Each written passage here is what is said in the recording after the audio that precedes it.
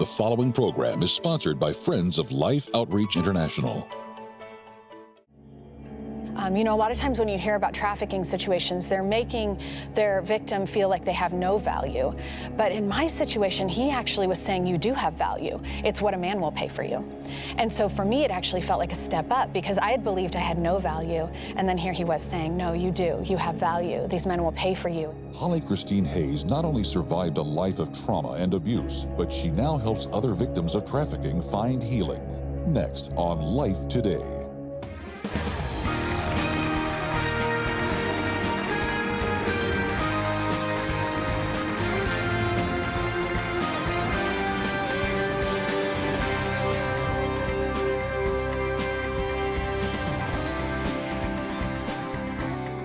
Well, welcome to Life Today. I'm James Robinson. Betty and I can, with no exaggeration, tell you Life Today is a program of miracles. And most of the miracles come because of God's love through you, the viewers. Betty and I spend our life really trying to get God's arms around a too often overlooked world and trying to inspire the church to become the arms of Jesus. Right now, we're trying to, with your help, rescue those who are trafficked. Sexual trafficking, terrible, real slavery. We have a guest today, Holly Christine Hayes, who was trafficked. The book is just fabulous. It's called From Basement to Sanctuary. She literally spent a lot of time in not only a basement, but basements, and been trafficked. I will just simply tell you this, she had multiple abortions, but now she's got a baby, and that has to be a miracle. And she's a very beautiful lady with a beautiful testimony, and she is setting the traffic free and teaching them a trade to make some of the most beautiful jewelry you'll ever see. And so we welcome you, Holly Christine Hayes. Betty and I welcome you to Life Today. Thank you for having me. All right, you are a radiant person, but you started being trafficked very young. But just tell us about how you even ended up in that situation. Give us a little bit of your journey. Yeah, so I grew up in a sort of normal middle-class home in California.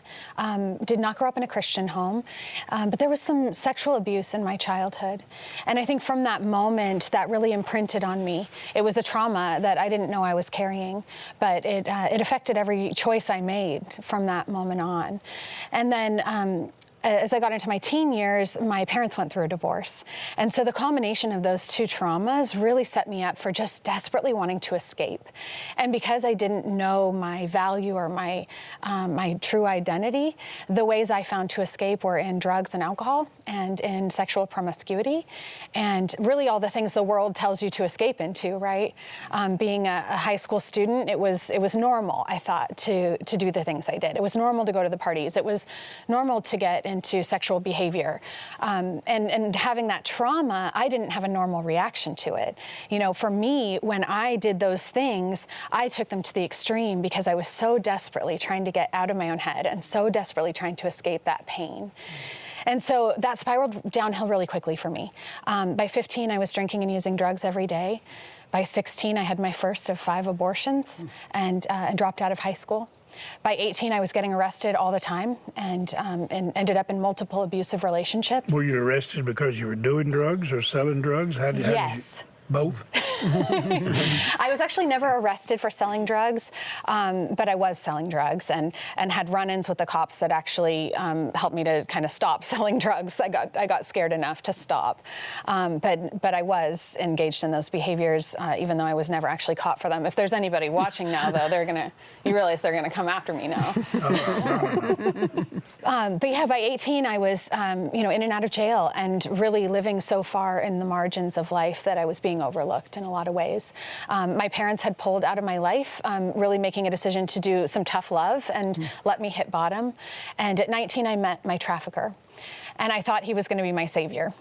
He was charming and he was charismatic and he had lived a life like mine and had a past like mine. And so he really understood me and he developed a very intense, very fast bond with me. And then very quickly the relationship became violent. And did he seem to have resources too? He did, you felt yeah. like there was some success there? Yeah, and he seemed like he was better at life than I was. Here I was failing all over the place and he seemed to kind of have it all together. father. And so I thought this was someone who could take care of me. And I was very attracted to that because I was at that point really not capable of taking care of myself. And very quickly I learned he had other women and that I was just going to have to accept that.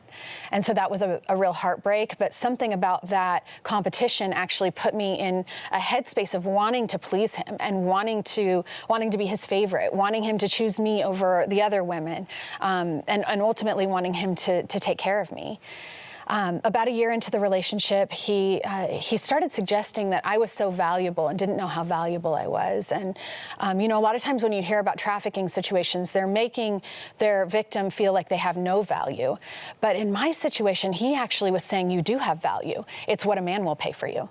And so for me, it actually felt like a step up because I had believed I had no value. And then here he was saying, no, you do. You have value. These men will pay for you and you're so special. Was he trying to show you would make money, or was he just thinking about himself? Well, at that point, yeah, at that point he was presenting it like this is going to help you out. But he'd encouraged me to stop paying rent on the apartment I was living in. So I'd gotten evicted from that apartment and he'd asked me to come live with him. So at that point I was living with him. He was paying for my food. He was keeping me high. He was taking care of all my basic needs. And and I didn't have a bank account. I didn't have identification. So at that point, really, like any money I made, I knew was going to be going into his hands because I had no way of actually handling money.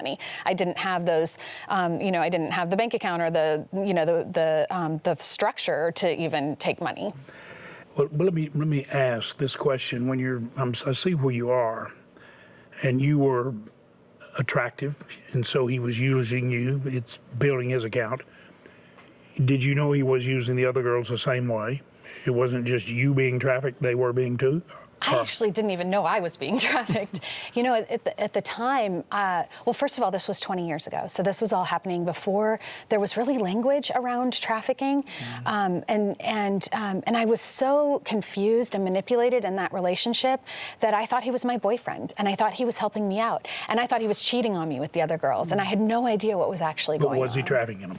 I actually don't know if he was trafficking the other women that were around at that time. But he was making money off of you. Yes, and he later went on actually to build a massive trafficking ring between New York, Rome, and Puerto Rico. And so I know now today he has, this was when it was in its infancy, and now it's grown to, a full-blown operation.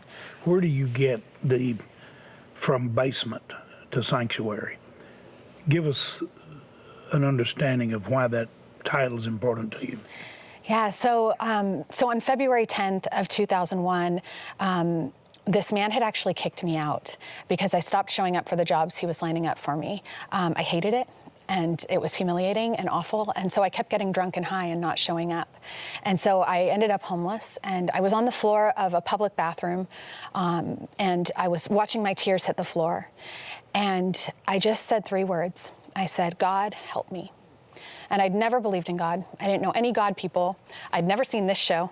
I had no idea who I was crying out to.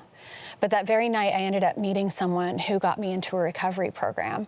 And I've been safe and sober since that day. That'll be 20 years on the 11th. So. You went actually to AA, correct? Yeah, so, and it was in the basement of a church. So this man actually took me to a church basement. And here, I thought a church would burn down if I walked in. But we were able to sneak in the back door and down a flight of stairs and into this sort of dark, dingy room. And I thought, this feels really comfortable. And the cement walls and some posters sort of haphazardly hung on the wall that had some clever sayings. And so I walked into that place and I was dirty. I had whiskey stains down the front of this blue sweater I'd been wearing for days. I knew I smelled. And yet every single person there smiled and welcomed me. And they pointed me to some stale Chips Ahoy in the corner. And they said I could eat as many as I wanted. And they told me to keep coming back and that I was welcome there. And at that point, I hadn't been welcomed anywhere in a really long time. And so I met the Spirit of God in this basement in that moment. And had no idea who it was, didn't know it was Jesus yet. But I knew that I had found that safe place. I knew I had found the hope I needed. Could you tell that this love and acceptance that you received that night was different than what you thought it was before? Absolutely. And I think the best thing about it was that I had been given it in in the absolute pit of my darkest moment. I knew it had come so freely as a gift that I hadn't done anything to earn it or deserve it. I hadn't asked for it even, other than that simple, God help me. And here I was just plucked out of the pit and given this opportunity for a whole new life. That's great. So your life was changed in California, right? All right, you're in Texas. How long have you been in Texas? Of course, this is kind of the promised land. At least it's an entry to it, okay? Yeah. So I spent several years in San Francisco, grew up there, and then moved to Paris, France, actually. So I was living in Paris, France, working for a church there. And then my husband and I started dating, and he was living in Austin, Texas. And so when we met in San Francisco. So we met in a Bible study in San Francisco. I moved to Paris, he moved to Austin. Okay. And then he asked me out. You stayed in touch, right? Yeah. Okay. Yeah, we stayed in touch. He sent me little gifts and cards in the mail, but he never asked me out. And then finally I was back visiting San Francisco, and he was back at the exact same time. I was in town for a wedding, he was in town for a funeral, and he asked me out on a date, and we had one dinner together and completely fell in love in that dinner, and he started pursuing me, and he actually moved to Paris to pursue me. Oh, wow. But he was still working in Austin. So when we got married, we made the decision to move to Austin together. All right, now let's go into how you got into setting people free. Yeah. You saw the horror of it. Yeah. You knew firsthand. You knew the pain. How in the world was this something you and your husband started doing? What do you call the ministry now? What do you call it? Sanctuary Project. Like Sanctuary Project. And by the way, is the jewelry you have on your wrist, Yes. did they Yeah, make that? everything. Oh, it's beautiful. I can only wear my jewelry, because if I'm wearing anything else, That's people will ask. So this is, and they make it like these. This is beautiful. Yeah, I mean, thank everything. you. I don't think you can appreciate it. It's very just lovely. absolutely fabulous. Yeah, and it's meant to inspire and- that feeling of sanctuary, the stained glass windows of old cathedrals. And Okay, tell us where do you go to rescue the girls?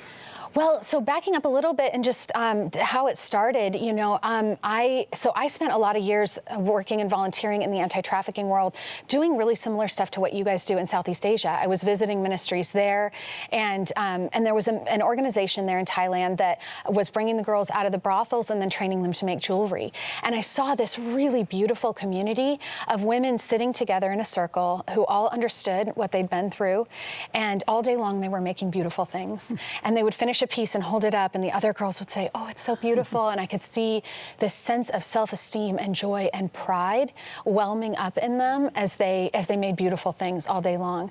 And I started to dream of doing this here in America, because the trafficking that we see here in America looks really different, but it's happening here. This is not an over there problem. This is happening everywhere.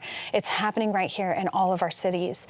And so when my husband and I got married and moved to Austin, I started looking for an anti-trafficking organization to volunteer with in Austin, and just to offer my story, my experience, my mentorship, and really couldn't find one. And so at that point, the Lord put it on my heart that it was time to build this place. So most of the time I'm meeting our girls through a mentorship relationship in our county jail, and I make first contact with them there.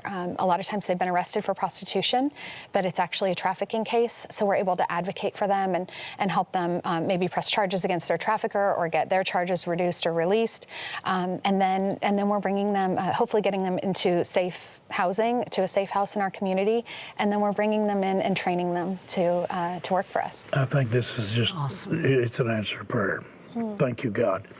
If our viewers say, well, how do we find out about, maybe we know a girl that might need to learn what you're training, how's the best way for any of our viewers to contact or communicate with you, or at least find out firsthand how they could either be involved or help you do what you're doing, or they know somebody who needs help? Where do they go? So you can visit our website at sanctuaryproject.com. You'll find all the information about us and the work we're doing and how to contact us.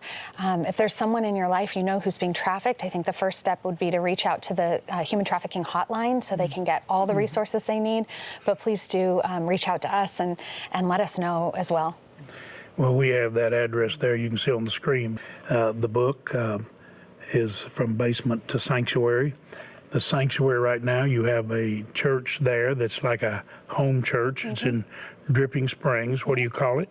King's Porch. king's porch. That's pretty cool. Yeah. Right? It has that informal feeling. A lot of people Yeah. feel like they're sitting in the kingdom porch when you come watch Life Today. All right, so obviously people might find out what you're doing, expand what you're doing. And let me just say this to you. The book you can get online, bookstores too, I'm sure, but we will gladly send it to you. We are giving away several books today because we're asking you to help us put God's arms around those who are trafficked and set them free. But you could also ask for the book. What do you want them to grasp when they go through your book? What do you want to happen to them when they read it? I think the biggest thing I would hope for is that that those in the church would have a better understanding of how to come alongside women and men who are coming out of trauma and suffering. That's one thing that those basement meetings did so well, was just wrap their arms around me with the love of Christ. And sometimes in the church, we want to look like we have it all together, and we don't always know how to walk alongside those who are hurting and broken and coming out of trauma. And so I hope it can be a bit of a training manual in that for those who maybe haven't walked through trauma. And if you have walked through trauma, I hope it can be an inspirational story. I hope it can be something that you can look to and say, I might be here right now, but I am believing that I can be here. Well, you've really got the glory of God on you, Holly. And Father, I just pray for Holly in this ministry. I pray for the crafts they're doing with the beautiful jewelry. And Lord, these young women and these people who've been trampled down, they are beautiful jewels. Mm-hmm. And Holly has become a gem in your kingdom for kingdom purpose. So you bless them beyond measure.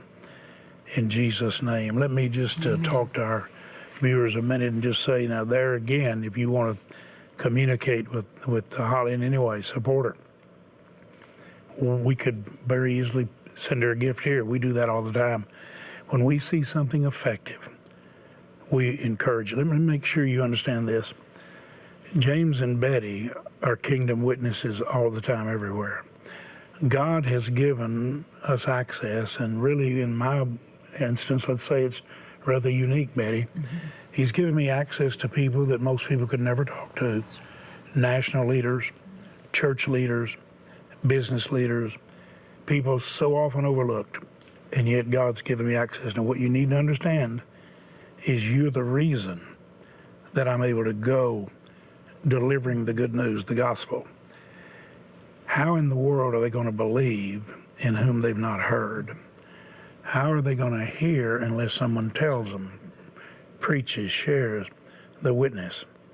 But the bottom line, don't miss this, how shall they go unless they're sent? That's right. You have sent us as a messenger of the Lord around the world to deliver the good news of the gospel, not just in word, but in demonstration. And that's what we're doing right here. We've shared Sheila Walsh with you for a long time. She's been coming here way before she came to be a part of Life Outreach full time. Well, you're going to hear the heart of God through her, just like every time you see her. Thank you for the way you love her. Encourage her, pray for her, pray for our son Randy, all of our staff and missionaries. Listen to what Sheila shares. But then know this, you are the answer to the concern she points out, the miracle that is needed. Watch closely.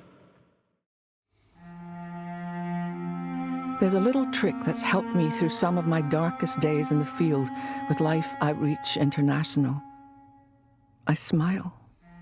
I smile not to trivialize the unimaginable despair of those who are suffering, but to remind everyone, including myself, that a little kindness can bring some light to a dark world. And it can be such a dark world. The sexual abuse of children has been industrialized and brought to scale in what I believe to be one of the starkest examples of demonic activity on earth today. I asked her, who do you have who is caring for you? She has no one. She started out trying to sell cookies, and she couldn't make enough to live on. So she ended up having to sell her own body. Now, I am no stranger to the plight of a desperate soul, but the young women I've spoken with young children, have left a mark on my life that will stay with me forever. This precious girl was begging for money on the streets when she was first abducted. At the age of 9, her captors raped her and forced her to sleep with up to 4 men a night.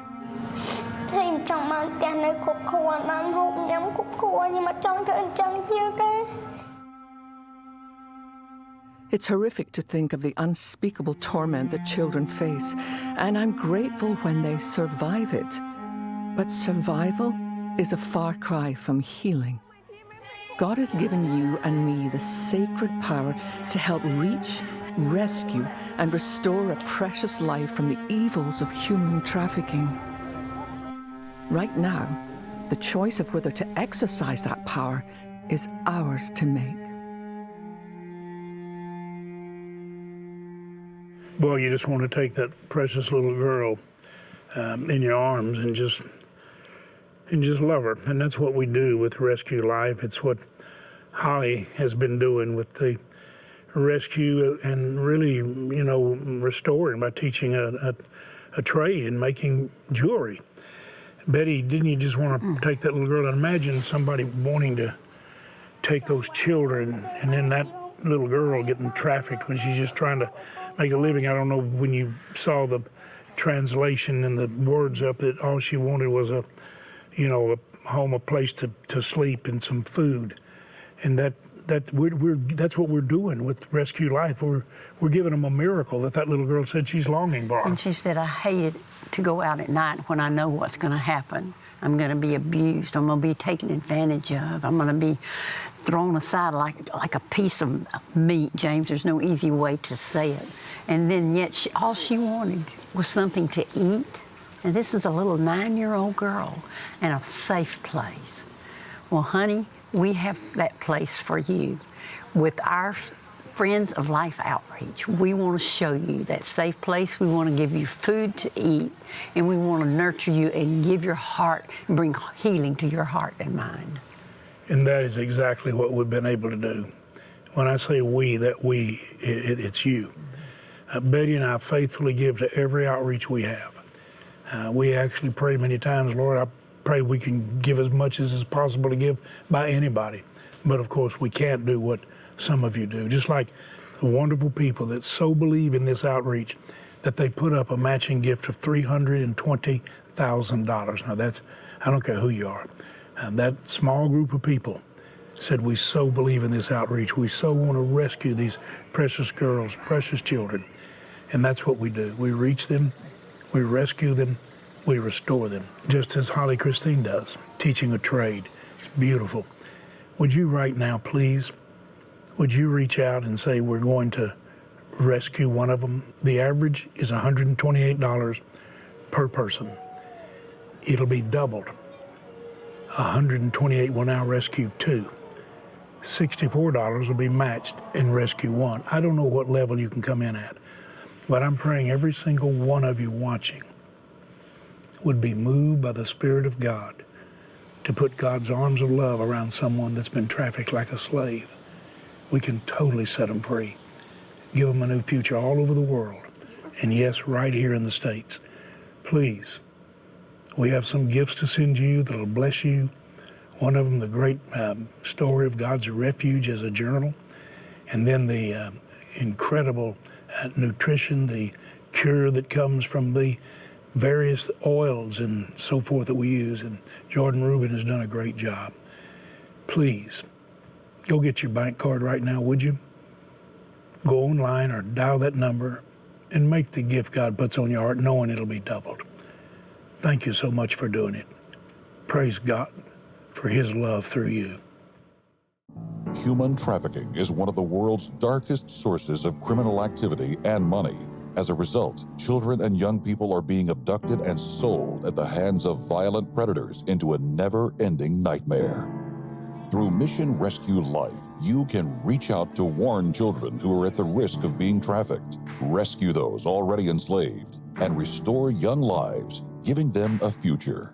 with a generous $320,000 matching gift. Now your gift of $128 to help reach, rescue, or restore one child can be double to help 2 children. Your $64 gift will be matched to help save one child from the horrors of human trafficking. And a $32 mission rescue gift will be doubled to $64. With your gift today, we'll send you Natural Remedies. This beautifully illustrated and essential book explores ancient nutrition and the health benefits found in God's creation. A valuable reference with biblical insight to help you live your best life. With your gift of $128 or more, you'll receive the Jesus My Refuge journal and pen set, filled with scriptures reminding you of God's covering in times of need. You'll also be reminded to pray for those seeking refuge from the horrors of human trafficking. Finally, please consider a gift of $1,280, which will now help rescue 20 children, and you may request our inspiring bronze sculpture, Divine Servant. Please call, write, or make your gift online. How do we deliver people who are in the hand of the wicked? It's us. It's God's people. So I'm asking you to partner with us. You may never go to these countries, but when you give to this cause, you are partnering with us to get children and women out of the hand of the wicked. This is a tremendous opportunity that you have to partner with Rescue Life and make a massive difference, massive impact in the lives of women and children who are crying out for help. And God is looking upon us to be His hand and to be His feet. When you partner with us, you'll be helping us rescue hundreds and hundreds and more. Would you ask the Lord what He would have you to do and give the best give today? Thank you so much. Let me just say this beautiful jewelry is on Holly's website. If you get some of the jewelry, it actually helps sponsor some of those you're reaching out to. Yeah. It's amazing. Yeah, 100% of the profits actually go into our job training and employment program. And every single person we employ at Sanctuary Project is a survivor of trafficking, violence, and addiction. So it's just incredible. Not just the girls making the jewelry, but the women in our operations department, our program manager, our social media manager, every single level of And I promise you, you are going to be a part of what Holly's doing. Thank you so much. Thanks for the love of God you allow to flow so freely through you. Glad you watch Life Today. Glad you share Life Today.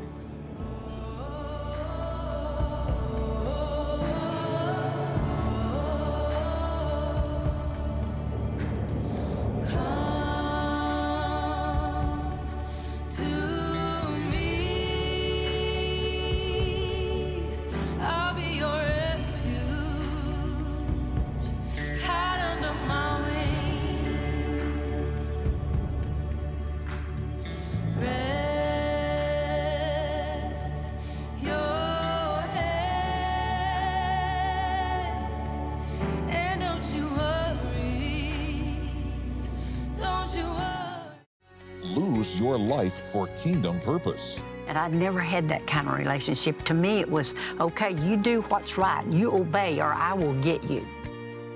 Life Today is made possible by the supporters of Life Outreach International. Your gift will be used exclusively for the exempt purposes of life. The ministry features specific outreaches as examples of the programs it supports and conducts. Gifts are considered to be without restriction as to use unless explicitly stipulated by the donor. The ministry is a member of the ECFA.